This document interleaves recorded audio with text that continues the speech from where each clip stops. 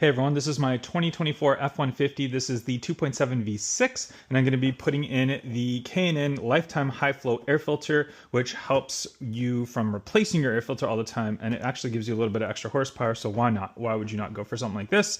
And that's it right there, and let's go ahead and put it in. This does work for all of the different engine sizes of F-150s, so if you have the 5 liter or the 3.5, it will work for that as well.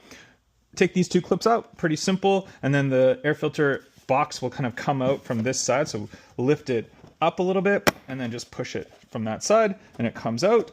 And then there is the old air filter, so you can see how it faces, so you know which way to put it in, but you can see how old and dirty that one is.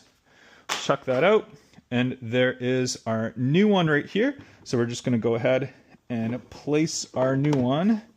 Actually, I do have it sideways wrong. There we go. So it goes just in just like that. And then your air filter, you can see how these little things will go right back into place right here. So, and once you've got these all back into place and aligned, you're just going to put the clips back into place. The clips you just push up and then push from the middle of the clip.